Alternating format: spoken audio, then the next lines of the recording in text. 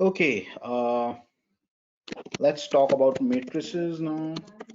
Okay, so I'll just quickly do that because we don't want to spend a lot of time on it. We want to go to the probability quickly. Okay, so suppose you want to create a matrix of zeros. Okay, so there is an inbuilt function matrix. Okay, and you can just type 0. Okay, and you can see you're getting exactly what you need to specify. Okay, so you have to specify the data first, and then how many rows and how many columns you want. Okay, so let's say 0, number of rows is 5, number of columns is 6, and let's run this. Okay, so you have a 5 by 6 matrix, okay, of zeros. Is that fine? Okay, okay, and let's say you have your own vector that you want to put it in the matrix. Okay, so let's say you have a vector 1:12.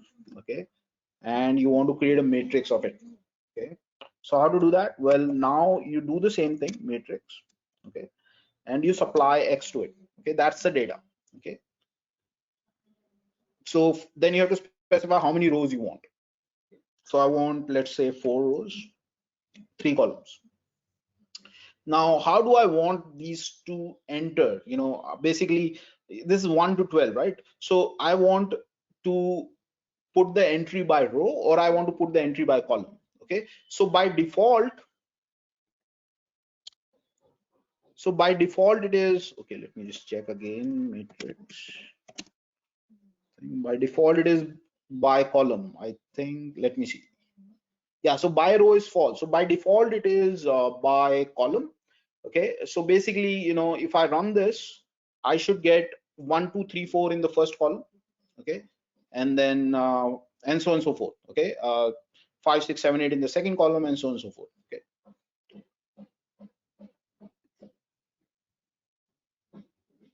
okay, 1 2 3 4 in the first column, 5 6 7 8 in the second column, 9 10 11 12 in the third column. Now suppose I want it by row.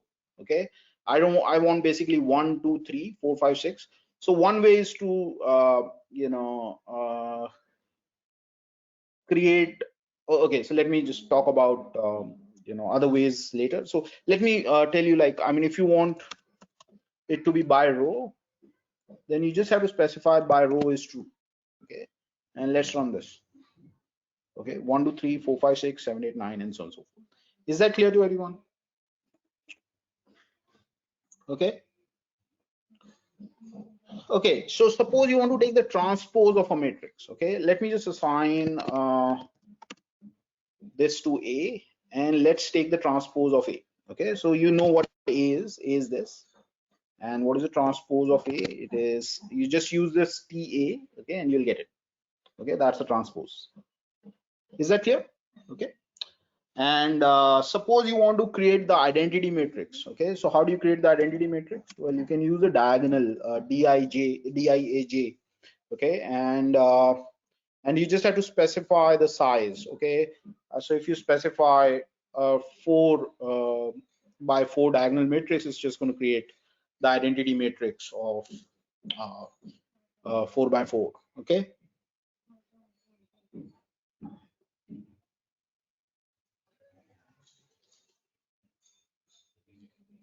okay, now suppose you want in the diagonal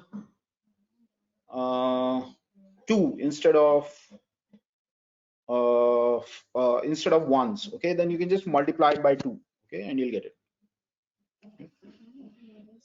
Okay, and suppose you have some rows and you want to combine them to form a matrix. Okay, so let's say you have row R1. Okay, let's say row R1 is C. You can put any numbers, 2 4 6. Okay, and R2 is, let's say, 3 minus 1 1. Okay, and R3 is, let's say, C 0 0 1. Okay, okay, and let's run this. So we have 3 vectors. Okay, and now I want this on the first row, this on the second row, this on the third row, So there is an inbuilt function rbind. Okay, so you can use rbind to do this. Rbind r1, r2, r3. Okay, so if you run this, you will get a matrix which is just going to bind them by r. Okay, by row. Okay, and if you want this to be the column, one way is you can take the transpose of this. Another way is use the cbind function. Okay, so cbind function will do exactly the same thing, but it will make this the first column, and this is the second column, and this is the third column. Is that okay? Is that okay? Fine. Now suppose, let me just assign value a to assign this matrix to a, and now let's say I want to find the inverse of it. Okay, so I can use this inbuilt function solve, okay, which is going to give me the inverse. Let's run this. Okay, sorry, I did not okay, because earlier the A was 4 by 3 matrix, and that is why you got an error, because you don't have an inverse of a matrix which is not a square matrix. So I didn't run this command, and that's why you got that. Okay, now you can see that this is the inverse, which also tells you it is an invertible matrix because you got an inverse. Okay, and now suppose I want to do the matrix multiplication to do a quick check, whether this is the inverse or not. So what do you think I should do, if I want to check this is the inverse or not? What do you think I should do?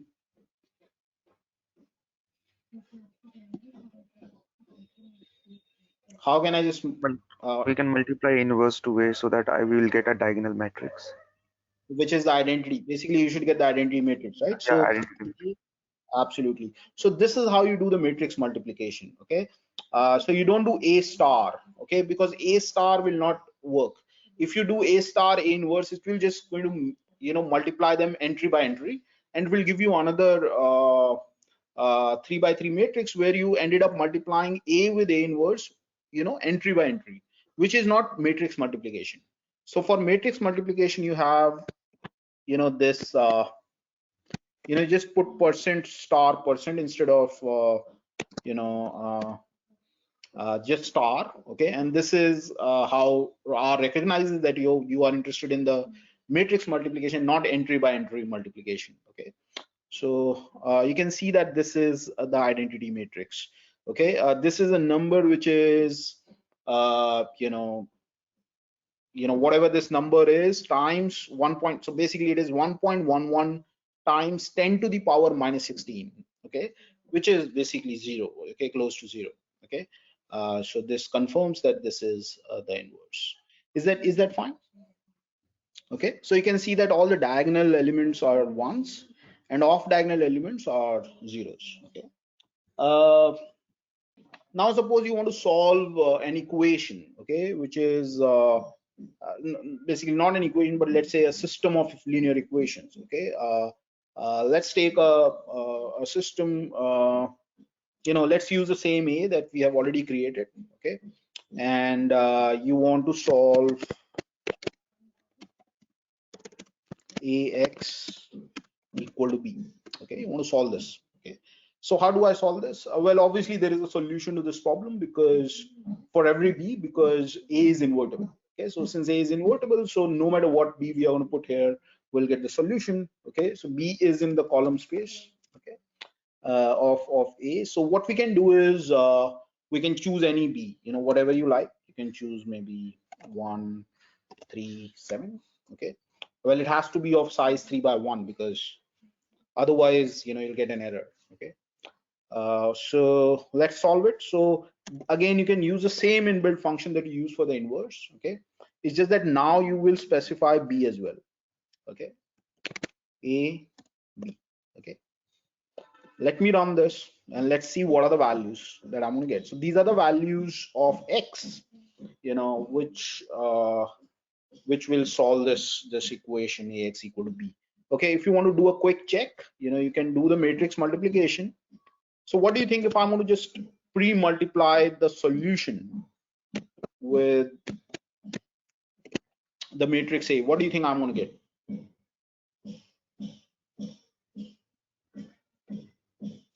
This is a matrix multiplication. You should get B, right? Okay, so let's just quickly check. And we are indeed getting the B, right? I mean, this is exactly, you know, what we had, right? I mean, 137. And so this is the solution, okay? Is that fine? Okay, so you can also, you know, subset a matrix, okay? So subsetting a matrix, okay? So how do you subset a matrix? Well, it's the same idea, okay? So let's say if I want, so let me first see what A is. So you can see this is A.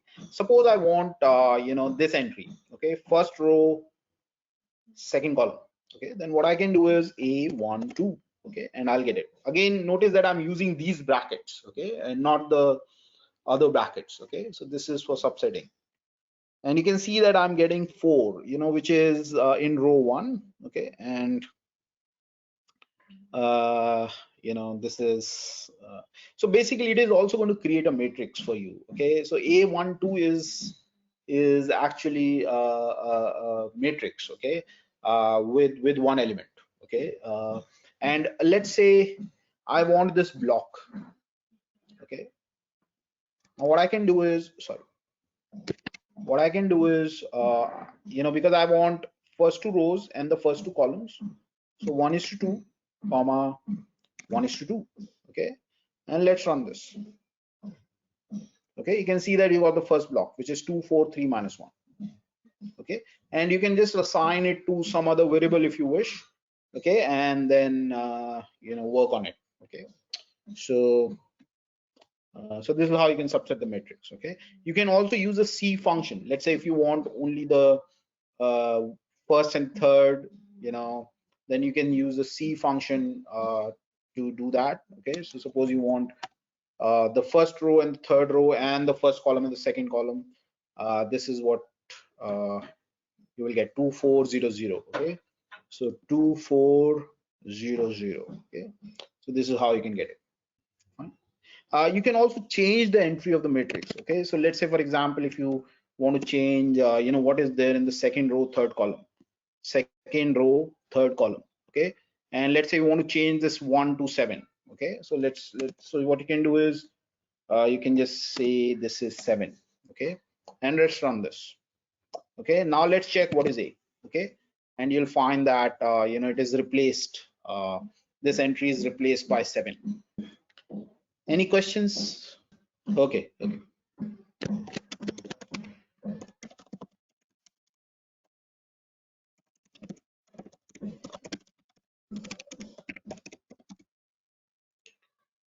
Okay, so now let me quickly talk about some elements of programming, you know, like conditionals, conditional executions, loops, okay? So suppose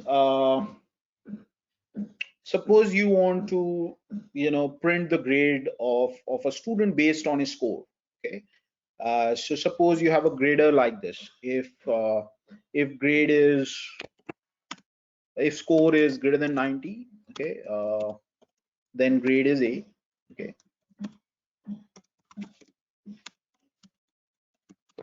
If it is greater than, if it is between 70 and 90, okay, the grade is B.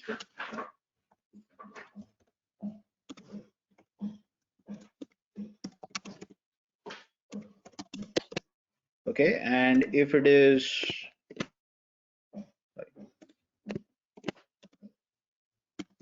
if the score is less than 70, okay, then the grade is, let's say, C, okay? So I want to, you know, do some sort of a mapping, you know, from scores to grade, okay?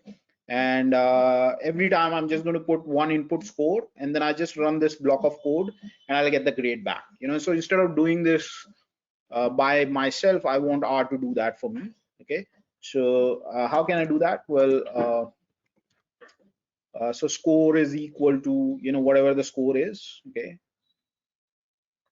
so you know, you can put 70 for the time being, and then we'll just change it. Okay, so if, so you can write this if type of block. Okay, so where you put these brackets and then put a condition, okay, that under which you, let's say, put a grade A. Okay, so score is greater than 90.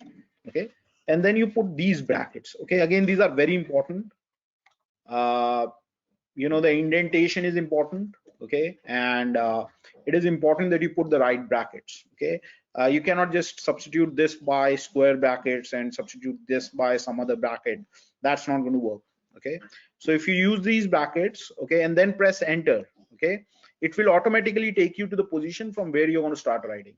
Don't add spaces on your own, and don't you know, delete spaces, because it's just going to you know, is going to create some sort of a problem, and you know, you may not get the you know, output, okay, that you want. So when you're going to press enter, it will take you to exactly the place where you're going to start writing. Okay, so if score is greater than 90, then you know, you want A to be printed. Okay, so you can say that it is A. Okay, let me just run this. Okay, let me put 95 here. Okay,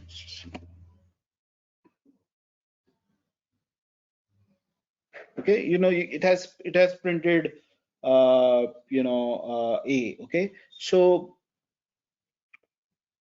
now I also want to add conditions. Okay, because you know, let's say if I put 70 here, it will not print anything. Okay, let's just run this and see that it won't print anything. Okay, it has printed A in the first case, but it is not going to print anything, because you know, this execution will only work if score is greater than 90. Okay, so what I'm going to do is I'm going to add some more conditions. Okay, so what is the next condition? Well, if score is between 70 and 90, it should print B. Okay, so what I can do is I can type else if. Okay, else if score is greater than 70. Okay, please note that you don't have to mention it is less than or equal to 90, because this part of the block will be only executed if this condition fails to hold. Okay, so so if this condition fails, then automatically score must be less than or equal to 90. Okay, so so you don't have to worry about it. Okay, and then you can just you know, again you know, type what you want to be printed. Okay, so you want B to be printed. Okay, and then else you want C to be printed. Okay, so in all other conditions, it's going to print C. Okay, now let's quickly check this. Okay, let's run this. What do you think? You know, are you going to get if you want to run this code? Very good. Okay, you should get C. Okay, so let's run this, and it is indeed C. Okay, and if you put 88 over here, what are you going to get?